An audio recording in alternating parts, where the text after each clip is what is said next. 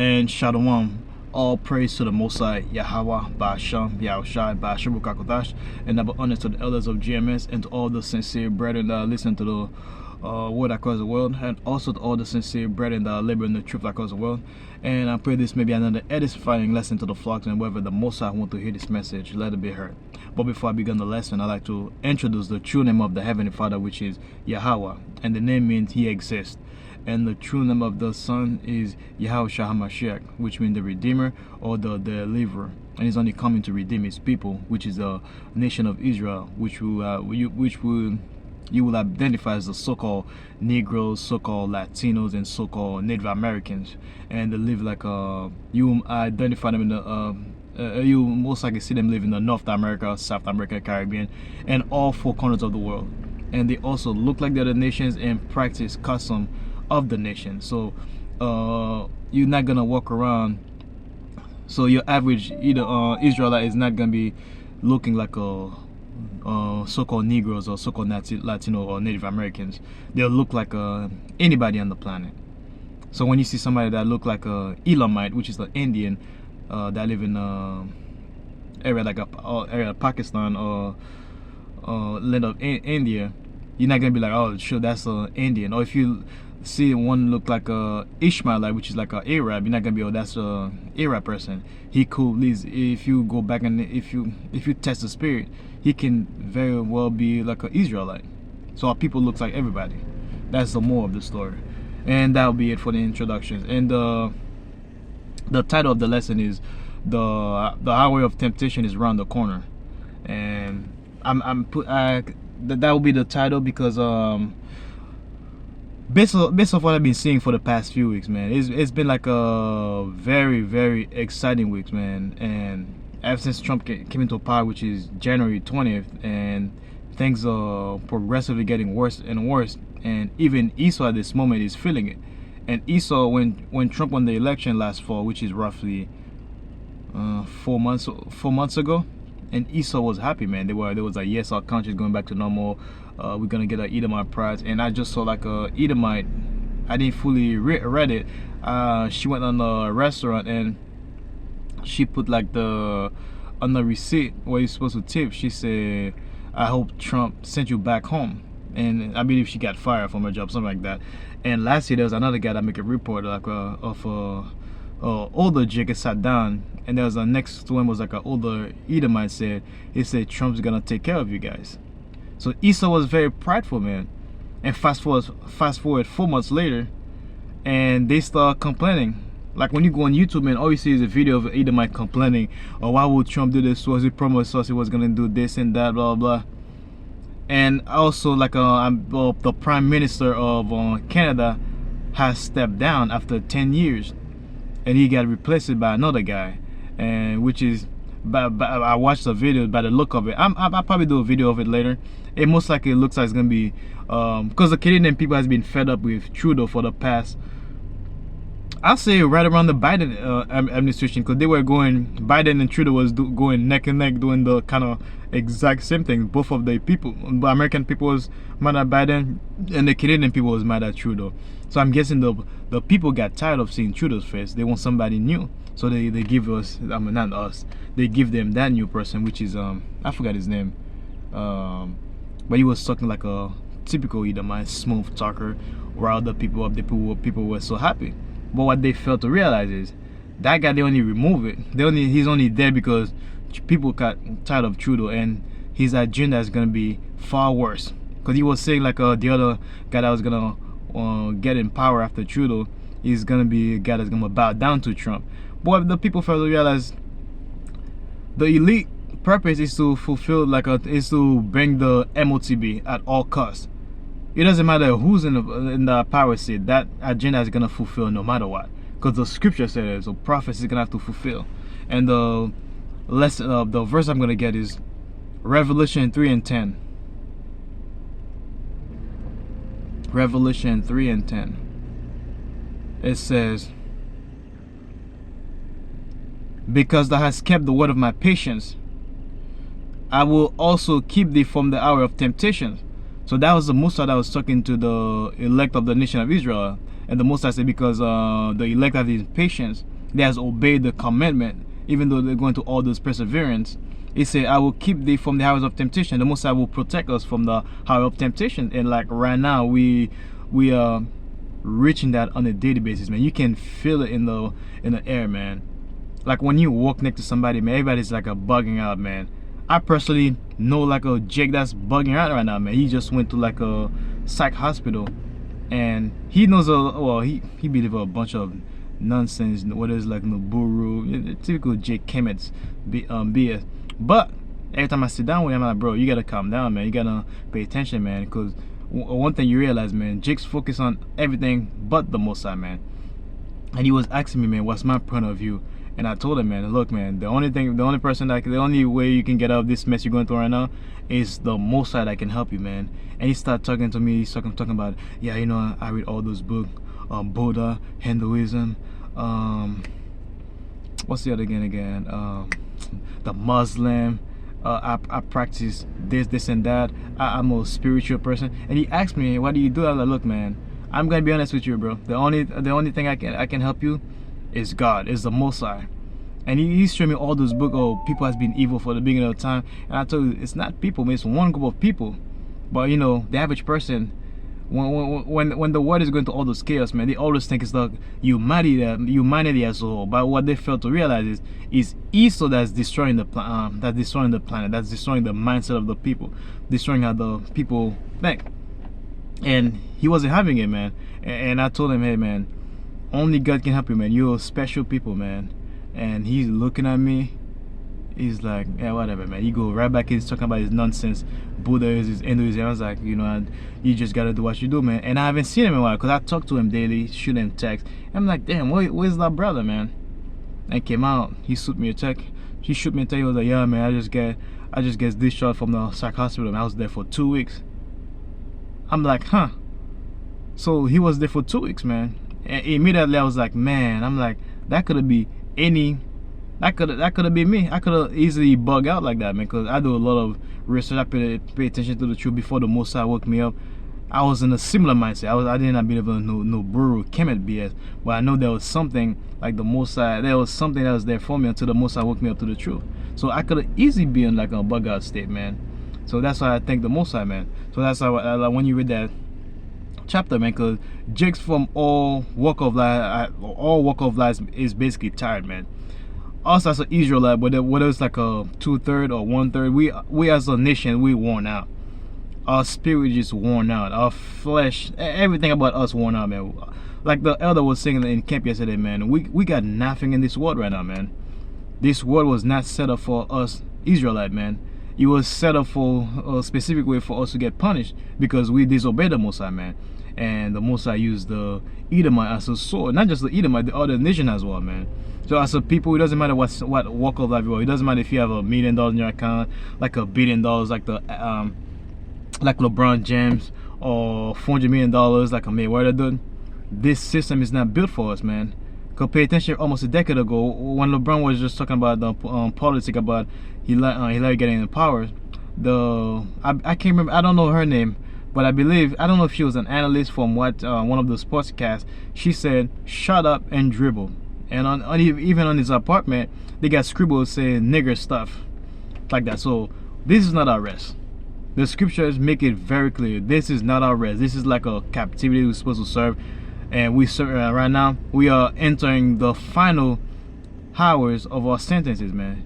It's like when you be getting punished by your parents, and you counting down. Your mom, your dad say, "Hey, go back in the corner for an hour," and now you're in minute 50. You're like minute 5. You got 50 minutes down. You're like, oh yes, I got 10 more minutes.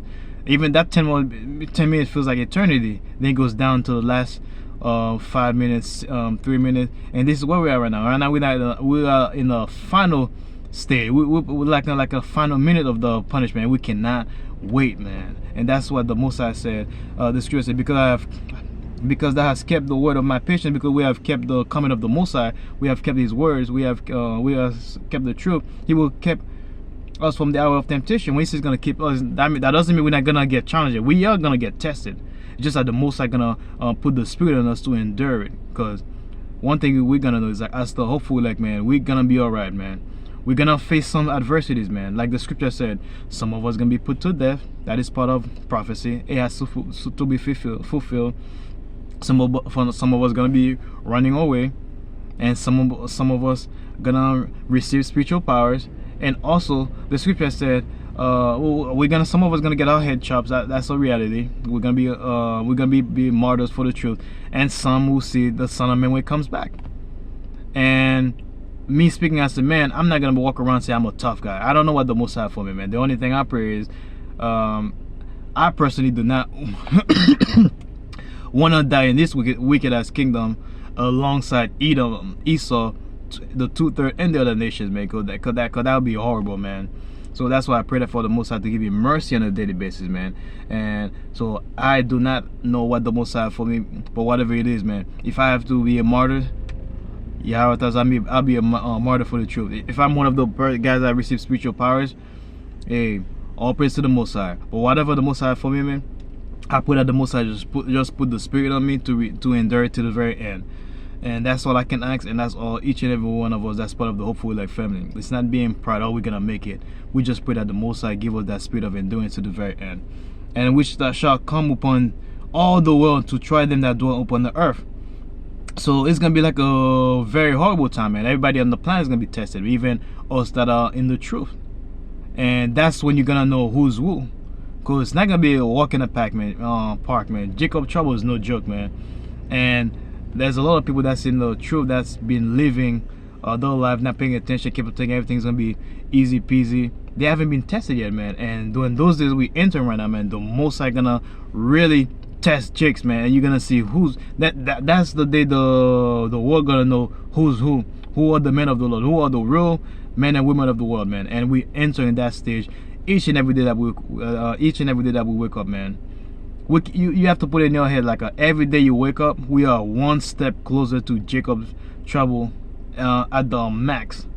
And you can also look at it, hey, every time you wake up, you are one step closer to the kingdom. And when you read down, he said, "Behold, I come quickly." And that's how was talking. He said, "Hey, he said, I'm coming soon." He said, "Hold that fast which thou hast." He said, "Hold fast what you have." And he said that no man take your crown. He said, "Whatever you have, hold it fast, man." Basically, you have to hold your position. You have to guard your post. Whatever situation the Most High gave you, you have to endure that situation to the very end. And if you endure to the very end, you're gonna receive that crown of life. That's all we all fighting for, man. And the next one I'm gonna read is give me 1 second.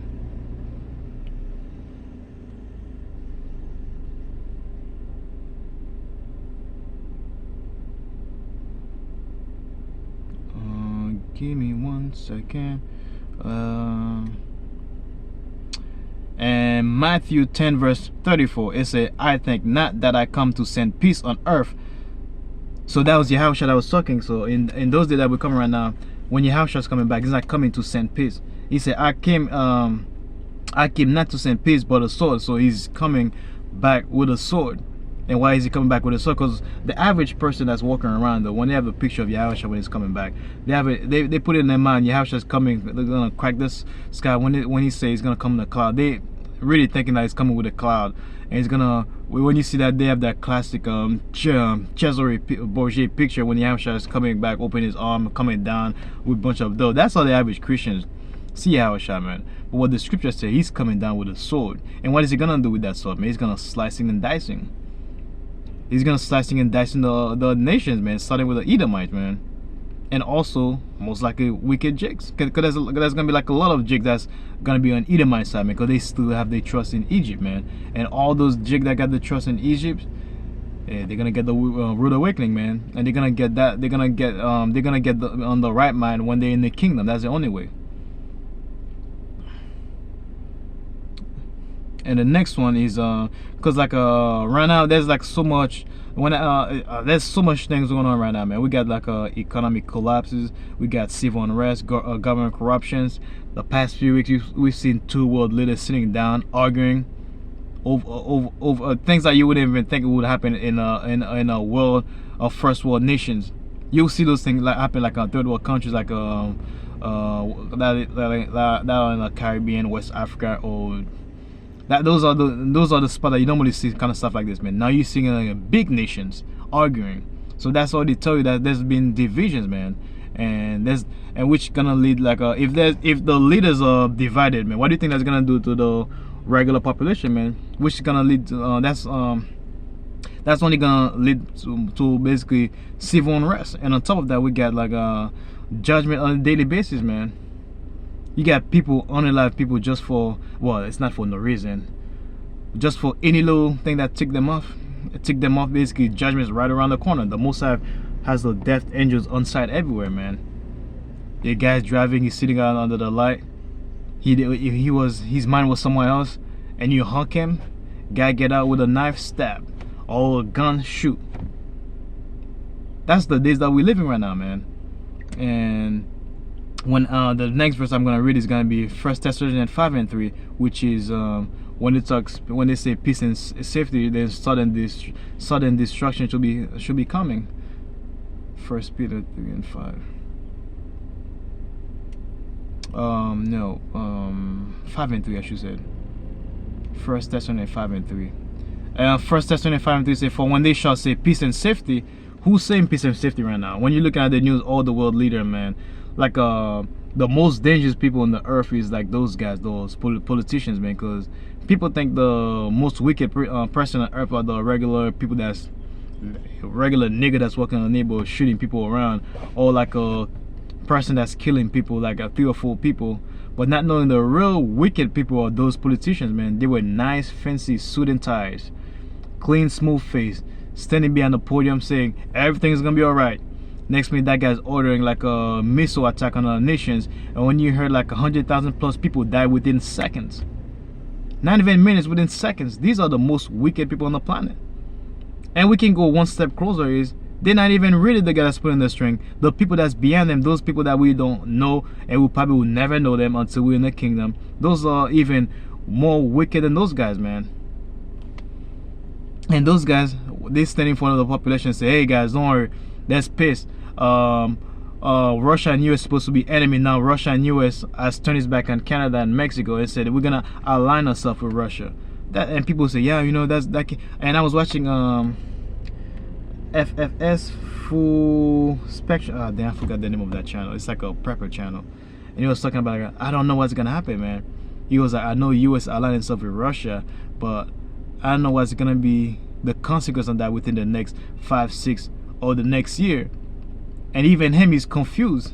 He's like, I don't understand what's going on. We're supposed to be aligning ourselves with our allies, but he's doing this with a Russian, and we all know that's not gonna work because it's not biblical prophecy. So eventually there's gonna be some disruption that's gonna happen between them, and there's gonna be a full-on war, because China's already said any war is a battle till the end, which is the Chinese right now, their mindset is already on war, and likewise the Russians is already on war.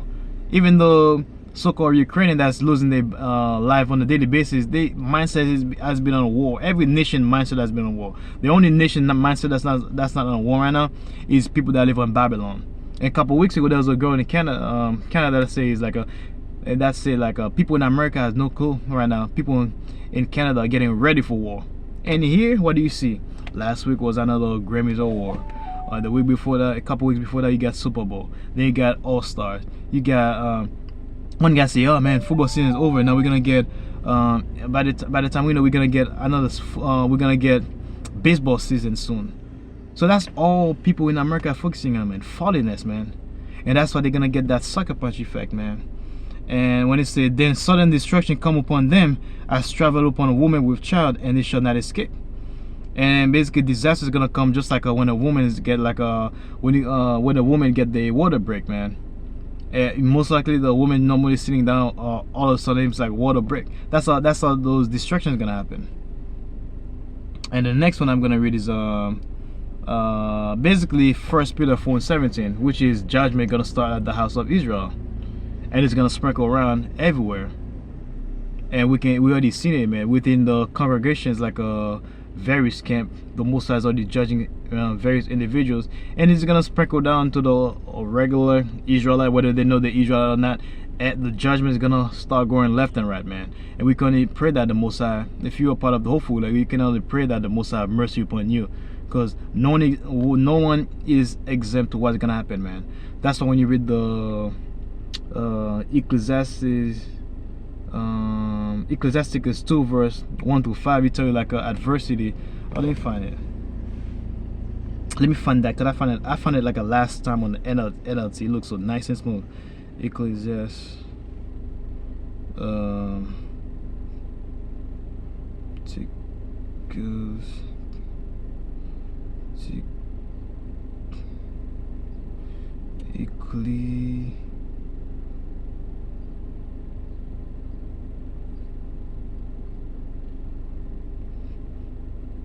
two verse 1 to 5.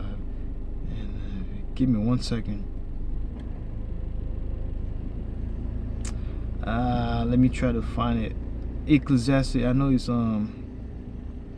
give me 1 second, folks. Ecclesiastes, I'm looking for it. Ecclesiastes 2.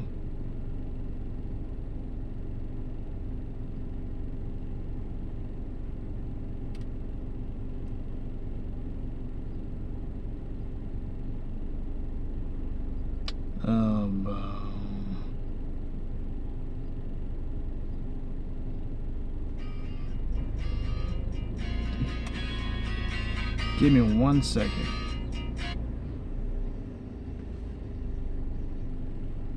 So basically, that one's talking about. Give me 1 second.